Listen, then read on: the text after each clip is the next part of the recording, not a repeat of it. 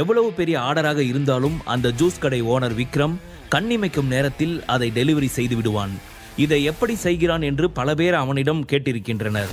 அவர்கள் அனைவரிடமும் எனக்கு அதுக்கான பதில்லாம் தெரியாது என்று அவன் சிறு புன்னகையுடன் பதிலளிப்பான். அன்று சுவரில் மாட்டியிருந்த கடிகாரத்தை பதற்றத்துடன் பார்த்த விக்ரம் வாடிக்கையாளர்களுக்கு மும்முரமாக ஜூஸ் பரிமாறிக் கொண்டிருந்தான். அப்போது 4-5 விலை உயர்ந்த கார்கள் அவன் ஜூஸ் கடைக்கு வெளியே வந்து நின்றது. அதிலிருந்து கருப்பு உடை அணிந்திருந்த சிலர் கீழே இறங்கினர். அவர்களை பார்த்ததும், வந்துட்டானுங்களா, இவனுங்களுக்கு வேற வேலையே இல்லை போல, இன்னைக்கு இவனுங்க கிட்ட சிக்கணும், அப்புறம் லேட் ஆகிடும், அப்படி மட்டும் ஆச்சுன்னா அந்த முட்டைக்கண்ணி கண்ணாலே எரிச்சிடுவா, எஸ்கேப்டா விக்ரம் என்று முணுமுணுத்த விக்ரம் அந்த வேலை பார்ப்பவர்களிடம் கடையை ஒப்படைத்து விட்டு பின்வாசல் வழியாக வெளியேறினான்.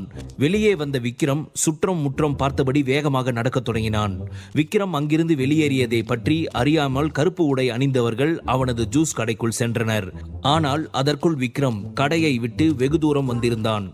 நானெல்லாம் யாரு, காத்த கூட கையில பிடிக்க முடியும், இந்த காளையை பிடிக்க முடியுமா என்று உற்சாகமாக சொன்னபடி விக்ரம் குறுக்கு சந்தில் இருந்து பிரதான சாலையை நோக்கி திரும்பும் போது திடீரென ஒரு கார் வந்து அவனை வழிமறித்து நின்றது.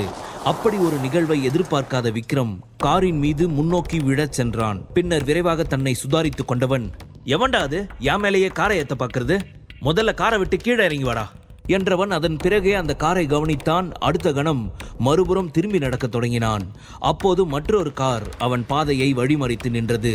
அந்த காரில் இருந்து கருப்பு கோட் அணிந்திருந்த ஒரு முதியவர் இறங்கினார். அவர் பெயர் சுந்தரம். அவரை பார்த்தவன், நம்ம ராஜதந்திரம் எல்லாம் வீணாகிடுச்சே, இப்படி வந்து சிக்கிட்டியடா விக்ரம் என்று தன்னை தானே திட்டிக் கொண்டான். அப்போது அவன் முன்பு வந்து நின்ற சுந்தரம், என்ன தம்பி, எஸ்கேப் ஆகிடலாம்னு பாத்தீங்களா? ஆனா இன்னைக்கு என்னோட நீங்க வராம நான் இங்கிருந்து போக மாட்டேன் என்றார். ஓஹோ, அப்படியா சுந்தரம் தாத்தா, ஒன்னும் பிரச்சனை இல்ல, உடனே உங்க ஒய்ஃபுக்கு கால் பண்ணி இன்னைக்கு நைட் ஃபுல்லா நான் நடு ரோட்ல தான் நிக்க போறேன், அதனால நீ வீட்டை லாக் பண்ணிட்டு பத்திரமா தூங்கிடுன்னு சொல்லிடுங்க, சரியா என்று கிண்டலாக சொன்னான். ஏன் தம்பி இப்படி பண்றீங்க என்று அவர் கேட்டார். நான் என்ன பண்ண, நான் எதுவுமே பண்ணல, நீங்க தான் டெய்லி வேலை இல்லாம என்ன ஃபாலோ பண்ணிட்டு இருக்கீங்க. என்ன ஃபாலோ பண்ணதுக்கு ஏதாவது ஒரு பியூட்டியை ஃபாலோ பண்ணி இருந்தீங்கன்னா கூட இந்நேரம் கரெக்ட் பண்ணிருக்கலாம். ஆனா என் பின்னாடி சுத்தி நீங்க உங்க டைமை வேஸ்ட் பண்ணிட்டு இருக்கீங்க, அதை நினைக்கும் போதுதான் ரொம்ப கஷ்டமா இருக்கு என்று விக்ரம் தன் முகத்தை பாவமாக வைத்துக் கொண்டு சொன்னான். அது சரி, நான் உங்களை உங்க குடும்பத்தோட சேர்த்து வைக்க நினைச்சா நீங்க என் பொண்டாட்டிக்கிட்ட இருந்து என்ன பிரிக்க முயற்சி பண்றீங்களா மிஸ்டர் விக்ரம் ஆதித்யா என்று சுந்தரம் கேட்டார். அதுவரை விளையாட்டாக பேசிக் கொண்டிருந்த விக்ரமின் முகம் தீவிரமானது.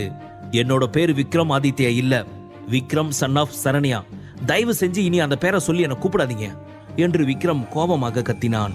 நீ இப்படி சொல்றதால மட்டும் நீ அந்த குடும்பத்தை சேர்ந்தவன் இல்லைன்னு ஆகிடாது. இங்க பாருங்க தாத்தா, இந்த வார்த்தையை நீங்க சொல்றதால மட்டும்தான் நான் அமைதியா இருக்கேன். வேற யாராவது என்கிட்ட இந்த மாதிரி பேசி இருந்தா நடக்கிறதே வேற. ஒரு விஷயத்த நல்லா ஞாபகம் வச்சுக்கோங்க, நான் சரண்யாவோட பையன் மட்டும்தான், என் அம்மா மட்டும்தான் என்னுடைய சொந்தம், மற்றபடி அந்த குடும்பத்துக்கும் எனக்கும் எந்த சம்பந்தமும் இல்லை. அதனால இந்த மாதிரி என்னை ஃபாலோ பண்றதை விட்டுட்டு வேற ஏதாவது வேலை இருந்தா போய் பாருங்க என்று விக்ரம் கோபமாக சொன்னான். அப்போது அந்த பக்கம் மக்கள் கூட்டமாக வருவதை கவனித்த சுந்தரம் விக்ரமை வலுக்கட்டாயமாக இழுத்து சென்று காரில் அமர வைத்தார். இப்ப எதுக்காக ஹீரோயினை கடத்திட்டு போற வில்ல மாதிரி என் கையை பிடிச்சி இழுத்துட்டு வந்தீங்க? ஒருவேளை நீங்க என்ன கடத்ததான் முயற்சி பண்றீங்களோ என்று விக்ரம் கேட்டதும் சுந்தரம் வாய்விட்டு சிரித்தார். ஒருவேளை உங்களை கடத்திட்டு தான் போகணும்னா அதுக்கும் நான் ரெடி தான் தம்பி. அதுக்கெல்லாம் வாய்ப்பே இல்லை தாத்தா. ஒருவேளை நீங்க என்ன கடத்திட்டு போய் அங்க விட்டாலும் சுவர் ஏறி குதிச்சாவது நான் தப்பிச்சு வந்துடுவேன் என்று விளையாட்டாக சொன்னவன் பின்னர், ப்ளீஸ் தாத்தா, என்னை புரிஞ்சுக்க ட்ரை பண்ணுங்க, என்ன நடந்தாலும் சரி நாங்க வரதா இல்ல, என்னை என் வழியில போக விடுங்களேன் என்றான். தேவையில்லாம சின்ன புள்ள மாதிரி அடம் பிடிக்காதீங்க தம்பி, உங்களுக்காக அங்க உங்க குடும்பம் காத்துக்கிட்டு இருக்கு என்று சுந்தரம் சொன்னதும் அவரை முறைத்து பார்த்த விக்ரம், தாத்தா ஏற்கனவே உங்ககிட்ட சொல்லிட்டேன், எனக்கு குடும்பம்னு எதுவும் இல்ல, பொதுவா எனக்கு கோபப்படுறது பிடிக்காது, தயவு செஞ்சு என்ன கோபப்பட வைக்காதீங்க என்று தீவிரமான குரலில் சொன்னான். நீங்க என்னதான் அந்த குடும்பத்தை சேர்ந்தவன் இல்லைன்னு சொன்னாலும் அந்த குடும்பத்தோட ரத்தம் தான் தம்பி உங்க உடம்புல ஓடுது, அதை உங்களால மறுக்க முடியுமா என்று சுந்தரம் சொன்னார். இல்ல தாத்தா, நீங்க சொல்றது தப்பு, என்னுடைய பிளட் குரூப் ஏ பாசிட்டிவ், அப்படின்னா என் அம்மாவோட ரத்தம் தான் என் உடம்புல ஓடுது. விக்ரம் சொன்ன பதிலை கேட்டு சுந்தரம் திகைத்து விட்டார். பின்னர் தன்னிலைக்கு திரும்பியவர் இன்று எப்படியாவது விக்ரமை சமாதானம் செய்துவிட வேண்டும் என்று நினைத்தார். உன் தாத்தாக்காகவாவது நீ திரும்பி வரணும் விக்ரம், பாவம் 2 வருஷமா உடம்புக்கு முடியாம இருக்கிறாரு, சாகர கால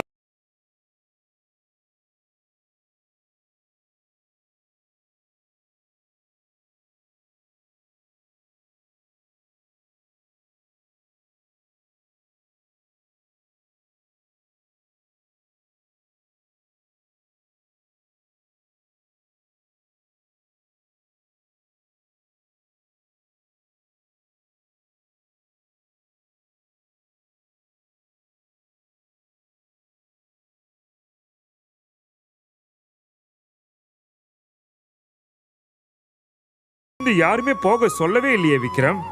நீயே தானே உன் அம்மா கூட போன. இங்க பாருங்க, நீங்க என்ன சொன்னாலும் சரி, நான் என் முடிவிலிருந்து மாறதா இல்ல. நடந்ததை நீங்க மறந்திருக்கலாம் தாத்தா, ஆனா நான் மறக்கல. இன்னைக்கு என் மேல இவ்வளவு பாசமா இருக்கிற அந்த பெரிய மனுஷன் அன்னைக்கு என் அம்மாவை அவமானப்படுத்தின போது என்ன பண்ணாரு?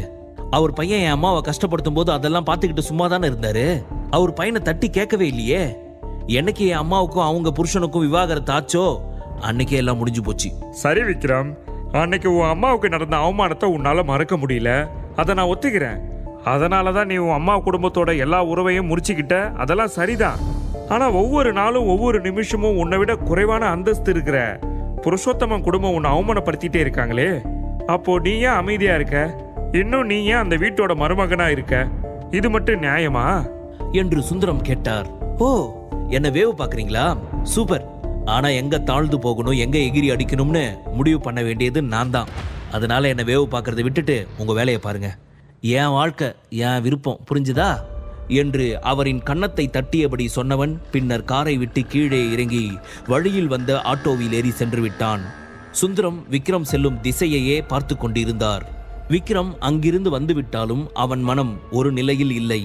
ஆட்டோவில் அமர்ந்திருந்தவனின் எண்ணங்கள் அவனை அறியாமல் கடந்த காலத்திற்கு பயணிக்க தொடங்கியது. ஆதித்யா குடும்பம் சென்னை நகரம் மட்டுமின்றி இந்தியாவிலேயே பிரபலமான பணக்கார குடும்பங்களில் ஒன்று. ஆதித்யாவிற்கு ஒரு மகன், 2 மகள்கள் இருந்தனர். மகன் சம்பத், மருமகள் சரண்யா சம்பத். சரண்யாவின் ஒரே மகன் விக்ரம் ஆதித்யா. சம்பத்தும் சரண்யாவும் நெருங்கிய தம்பதிகளாக இருந்தனர். ஆனால் விக்ரமிற்கு 10 வயசு இருக்கும்போது சம்பத்தின் நடத்தையில் மாற்றம் ஏற்பட்டது. அதை அறிந்த சரண்யா சம்பத்திடம் நியாயம் கேட்டார். அதனால் கோபமடைந்த சம்பத் சரண்யாவை அடித்து வீட்டை விட்டு வெளியேறுமாறு சொன்னார். அதற்கு மேல் அவருடன் வாழ விரும்பாத சரண்யா தன் மகன் விக்ரமை அழைத்து கொண்டு வீட்டை விட்டு வெளியேறிவிட்டார். சில நாட்களுக்கு பிறகு தன் கணவரிடம் இருந்து விவாகரத்து வாங்கிவிட்டார். ஆனால் ஜீவனாம்சம் தருவதாக சம்பத் சொல்லிய போது அவருடைய பணம் 1 பைசா கூட தனக்கு தேவையில்லை என்று பிடிவாதமாக மறுத்துவிட்டார். தன் தாயை அவமதித்த குடும்பத்தில் இருந்து வரும் சொத்தை பெறுவதில் விக்ரமிற்கு விருப்பமில்லை. சிறு வயதிலேயே விக்ரமின் மனதில் தன் தந்தையின் மீது உண்டான வெறுப்பினால் அவன் ஆதித்யா குடும்பத்தை விட்டு விலகி இருக்க நினைத்தான். அதற்கு சான்றாக அன்று முதல் தன் பெயருக்கு பின்னால் இருந்த ஆதித்யா என்ற தனது தந்தையின் குடும்ப பெயரை நீக்கிவிட்டு தன் தாயின் பெயரை சேர்த்து கொண்டான். ஆதித்யா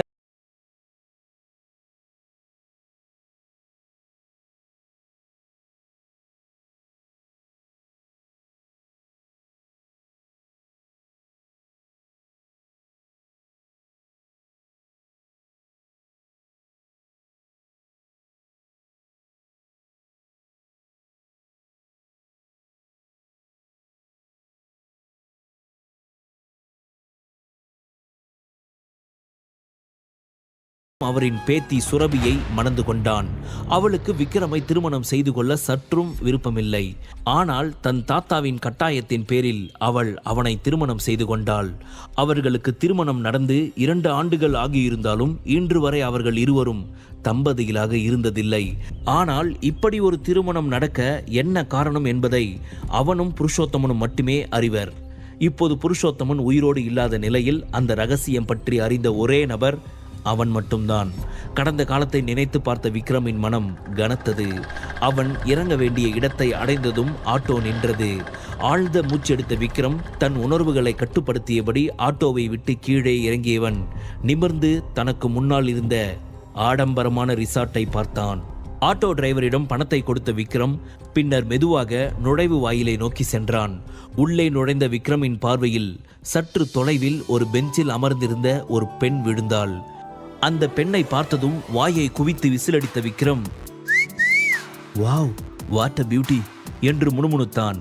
அப்போது, டேய், உன் பொண்டாட்டியவே சைட் அடிக்கிறிய, உனக்கு கொஞ்சம் கூட வெக்கமாவே இல்ல என்று அவன் மனசாட்சி நக்கலாக கேட்டது.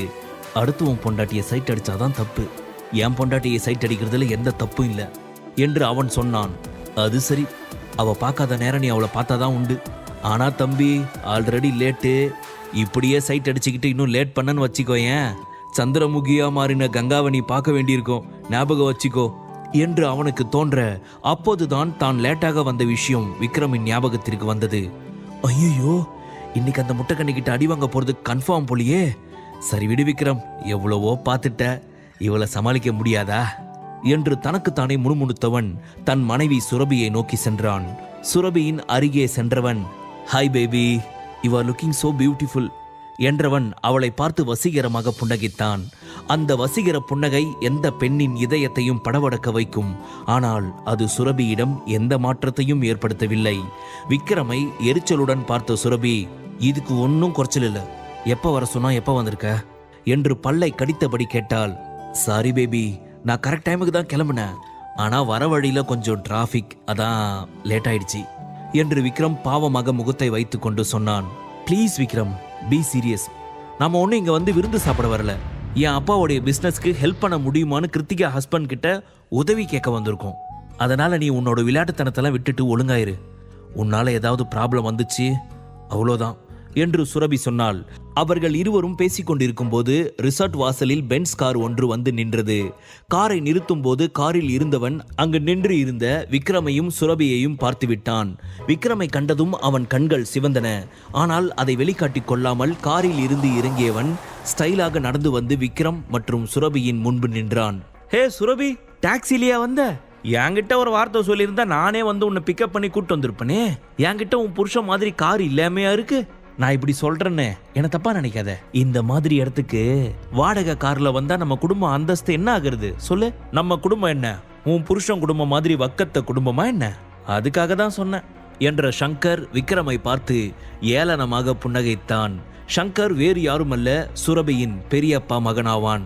இட்ஸ் ஓகே சங்கர், உன்னுடைய அக்கறைக்கு ரொம்ப நன்றி என்று சுரபி உணர்ச்சியற்ற குரலில் சொன்னாள். விக்ரமுக்கு பயங்கரமாக கோபம் வர, பி கூல் விக்ரம், இவனுக்காக டென்ஷன் ஆகி நம்ம உடம்பை கெடுத்துக்க கூடாது. டே வெள்ள பண்ணி, நீ என்ன கோபப்படுத்தி பிரச்சனையை உண்டு பண்ணதா இப்படியெல்லாம் பேசுறேன்னு எனக்கு தெரியும்டா. ஆனா உன் வலையில சிக்க நான் மீன் இல்லடா, திமிங்கலம் என்று நினைத்த விக்ரம் தன் விரலால் காதை குடைந்தபடி சங்கரை நக்கலாக பார்த்தான். விக்ரமின் நடத்தையை பார்த்த சங்கரின் கோபம் மேலும் அதிகரித்தது. எவ்வளவு பேச்சு பேசுறேன், கொஞ்சமாவது சொரணம் இருக்கான்னு பாரு. எதுவுமே நடக்காத மாதிரி அமைதியா இருக்கான். இருடா, இன்னைக்கு நீ எப்படி இங்கிருந்து சந்தோஷமா போறன்னு நான் பார்க்கறேன். நீ இங்கிருந்து கிளம்புறதுக்கு முன்னாடி உன் முகத்துல இருக்கிற அந்த சிரிப்பை அழிச்சு காட்டுறேன் என்று நினைத்தவன் அதற்கு மேல் அவர்களிடம் எதுவும் பேசாமல் உள்ளே சென்று விட்டான். அவன் உள்ளே சென்றதும், பார் விக்ரம், என் அப்பாவோட பிஸ்னஸ் எவ்வளவு மோசமான நிலையில இருக்குன்னு உனக்கே நல்லா தெரியும். இன்னைக்கு நான் கிருத்திகாவோட புருஷன்கிட்ட என் அப்பா பிஸ்னஸ்க்கு ஹெல்ப் பண்ண சொல்லி கேட்கறதுக்காக தான் இங்கே வந்திருக்கேன்னு. ராகுல் மேத்தா சப்போர்ட் பண்ணா அப்பாவோட பிஸ்னஸை திரும்ப நல்லபடியா நடத்த வாய்ப்பு இருக்கு. ஆனா எனக்கு உன்னை நினைச்சுதான் பயமா இருக்கு. சங்கர் கிட்ட நீ கொஞ்சம் கேர்ஃபுல்லா இரு. அவனுக்கு ஏற்கனவே உன்னை சுத்தமா பிடிக்காது. ஸோ நிச்சயம் உங்ககிட்ட வம்பு எடுப்பான். ஆனா அவன் என்ன பண்ணாலும் எனக்காக கொஞ்சம் பொறுத்துக்கோ ப்ளீஸ் என்று மெல்லிய குரலில் சுரபி எச்சரித்தாள். அட, இதுக்காக எதுக்கு பேபி ப்ளீஸ் எல்லாம் சொல்ற? அந்த வெள்ளை பண்ணி என்ன பண்ணாலும் நான் அமைதியா இருக்கேன், போதுமா? சரி வா உள்ள போலாம் என்று அவர் அங்கிருந்து செல்ல உள்ளே விக்ரம் சுரபி அங்க போடப்பட்டு இருந்த இருக்கைகளில் அமர்ந்தனர்.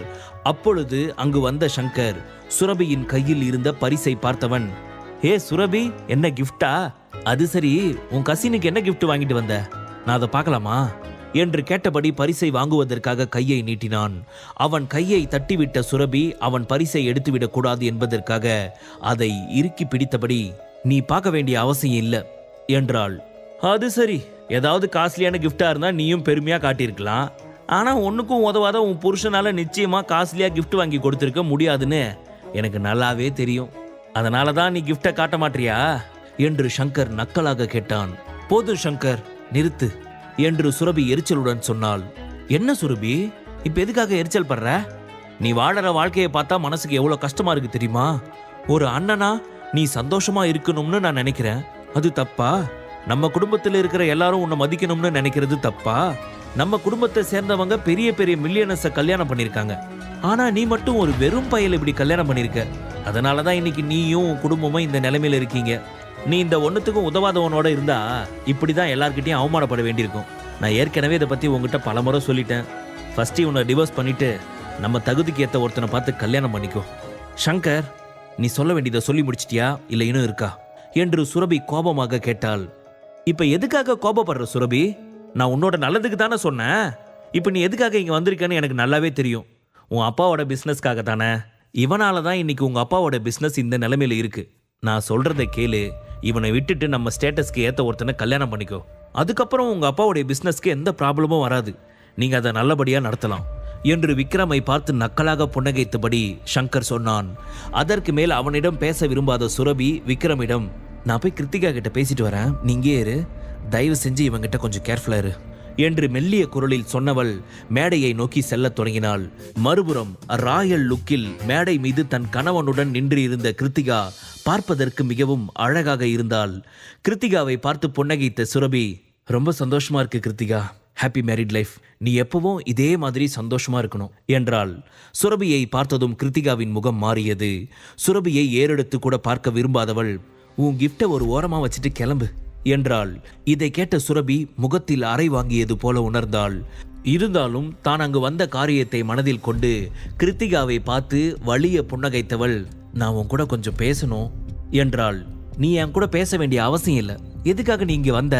எதுக்காக இவ்வளோ காஸ்ட்லியான கிஃப்ட் வாங்கிட்டு வந்திருக்க? எல்லாமே எனக்கு தெரியும். உன்னோட இந்த நரித்தந்திரம் எல்லாம் என்கிட்ட வேலைக்காகாது. உங்க அப்பாவோட பிஸ்னஸ்க்கு ஹெல்ப் பண்ண எங்களுக்கு கொஞ்சம் கூட இன்ட்ரெஸ்ட் இல்லை என்று கிருத்திகா கடுமையாக சொன்னாள். அதை கேட்டதும் சுரபியின் முகத்தில் இருந்த சிரிப்பு காணாமல் போனது. அவளை அறியாமல் அவள் உடல் லேசாக நடுங்கியது. ப்ளீஸ் கிருத்திகா, நான் உன்னதான் மலை போல நம்பி வந்திருக்கேன் என்று சுரபி நடுங்கிய குரலில் சொன்னாள். மேடைக்கு கீழே அமர்ந்திருந்த விக்ரமை ஒரு பார்வை பார்த்த கிருத்திகா பின்னர் திரும்பி சுரபியை பார்த்து, சரி, நான் உனக்கு ஹெல்ப் பண்றேன், ஆனா அதுக்கு ஒரு கண்டிஷன் இருக்கு என்றாள்.